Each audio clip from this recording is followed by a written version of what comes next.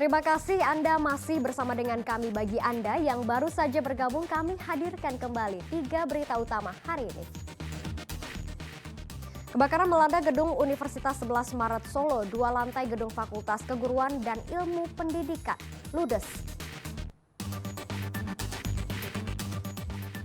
Berteduh di gubuk saat hujan lebat disertai petir, 3 warga tewas tersambar petir di Kabupaten Pemalang. Berbekal belajar dari internet, seorang pria asal Klaten sukses membudidayakan jambu kristal hingga untung belasan juta rupiah.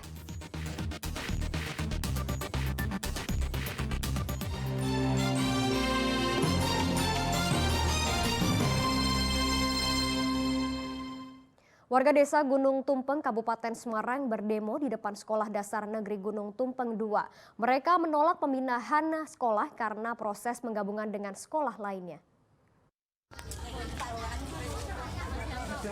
Aksi protes warga desa Gunung Tumpeng, Kecamatan Suruh, Kabupaten Semarang di depan SD Negeri 1 Gunung Tumpeng terjadi pada Rabu kemarin. Orang tua murid hingga warga menolak jika proses belajar mengajar murid dipindah ke SD Negeri Gunung Tumpeng 2 karena kebijakan penggabungan akibat kekurangan murid.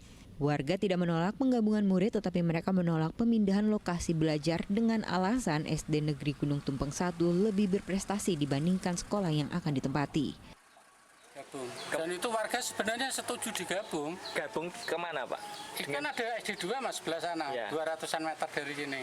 Nah, kebetulan satu desa ada 2 SD, kemudian memang waktu saya jadi komite juga setuju digabung. Nah, permintaan dari warga ya cuma digabungnya ya otomatis di sini. Ya, karena tidak mau di sana Pak? Ya, nggak mau di sana. Sementara itu, alasan pemindahan tempat belajar ke SD Negeri Gunung Tumpeng 2 karena lebih luas sehingga masih bisa dikembangkan. Selain itu, ada rencana menjadikan SD Negeri 1 Gunung Tumpeng menjadi taman kanak-kanak.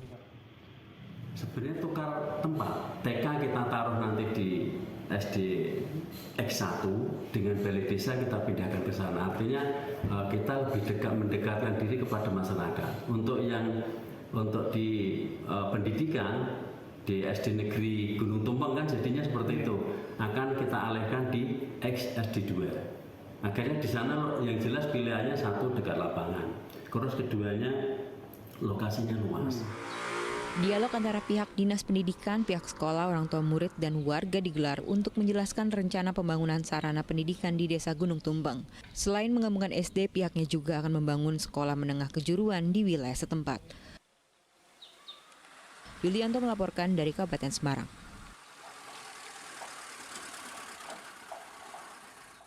Kekurangan murid membuat Sekolah Dasar Negeri Sruwen 01 di Kabupaten Semarang memperpanjang masa pendaftaran sekolah.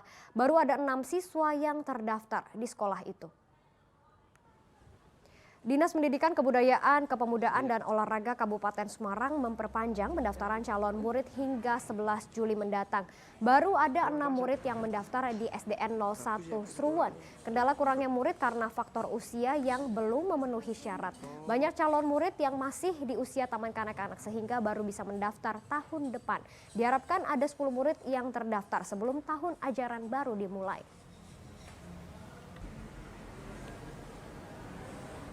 Dengan melakukan berbagai langkah kegiatan, diantaranya ya yang pertama tetap membuka pendaftaran. Dalam arti ketika masih ada anak-anak yang memenuhi syarat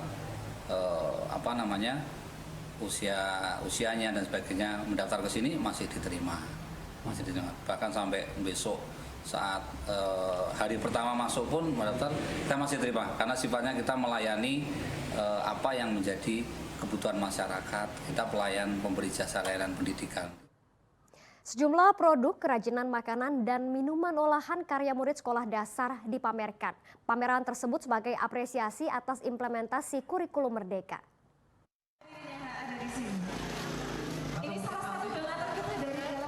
Berbagai inovasi menarik karya murid SD Negeri 1 Bolo, Kabupaten Grobogan dipamerkan. Produk-produk ini merupakan bentuk implementasi atas kurikulum Merdeka yang sudah berjalan 1 tahun terakhir. Di sini terdapat berbagai kerajinan dari bahan bekas yang disulap menjadi barang serbaguna, mulai dari pot, bunga hias, hingga toples serbaguna. Selain itu terdapat juga minuman yang dibuat para murid dari bahan alami daerah setempat. Bahkan ada juga yang membuat produk kecantikan seperti sabun dan sampo. Seperti hasil karya Triana Wulandari yang membuat sabun dari bahan alami lidah buaya. Beserta jajarannya, rumah Bapak Perwira Kecamatan. Hasil karya para murid bisa dijual kepada para pengunjung dengan harga yang terjangkau. Melihat kreativitas para murid membuat para pengunjung terpukau. Ini kreatif ini, anak-anak bisa bikin sabun dan sampo dari bahan-bahan bekas, itu kreatif dan bagus dan jadi inspirasi mungkin untuk anak-anak yang lainnya seperti itu.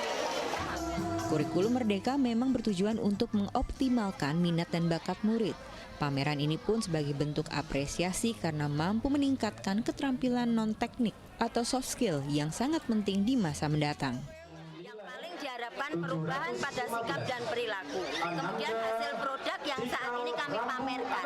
Jadi tujuan utama pelaksanaan kegiatan pameran hasil karya dan pentas budaya hari ini adalah memberikan apresiasi. Di Kabupaten Grobogan, 24 sekolah dasar telah menerapkan kurikulum Merdeka. Rencananya penerapan kurikulum Merdeka akan ditambah menjadi 71 sekolah terdiri dari TK, SD, SMP, hingga SMA. Arif Nur melaporkan dari Kabupaten Grobogan.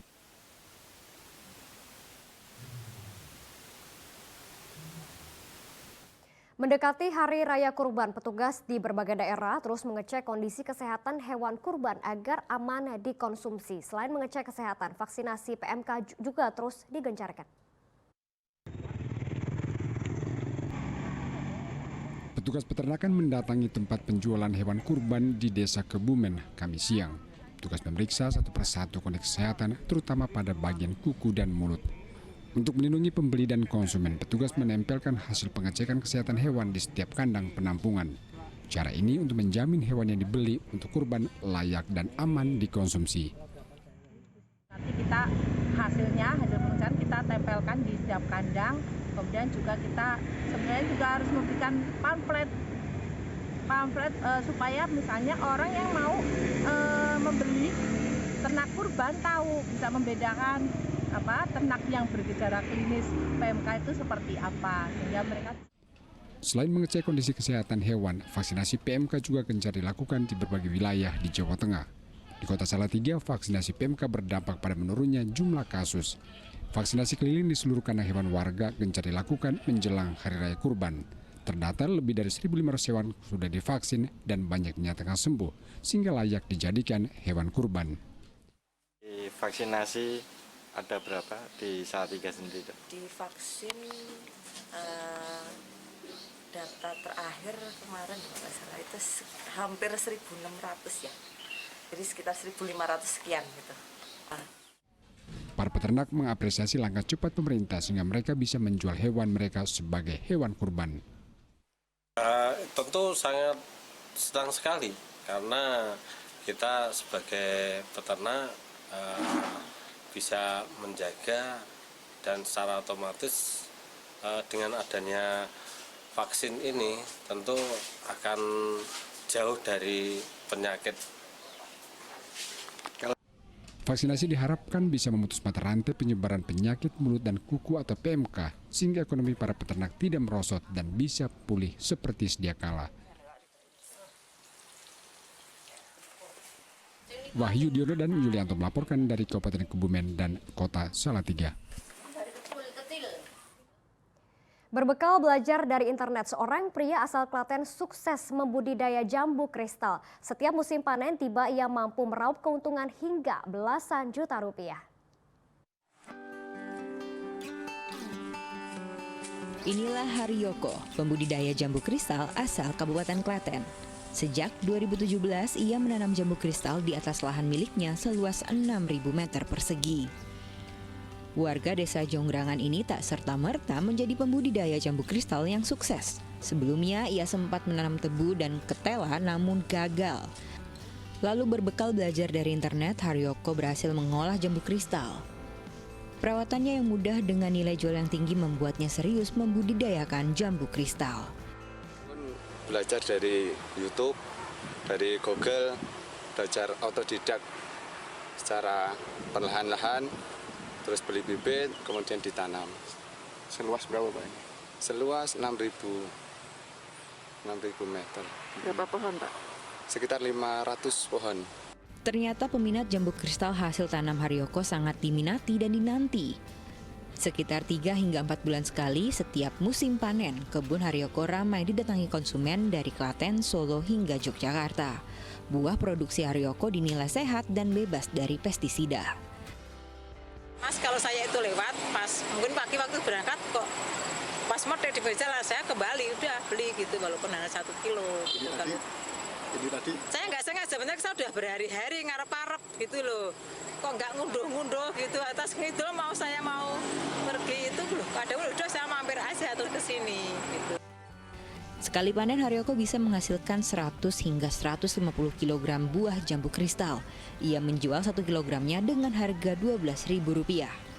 Rata-rata keuntungan bersih yang ia dapatkan setiap kali musim panen tiba hingga Rp15 juta. Krisna Agung melaporkan dari Kabupaten Klaten. Dan informasi tadi mengakhiri jumpa kita hari ini. Atas nama rekan yang bertugas, saya Janatni mengucapkan terima kasih atas kebersamaan Anda. Selamat beraktivitas dan sampai jumpa.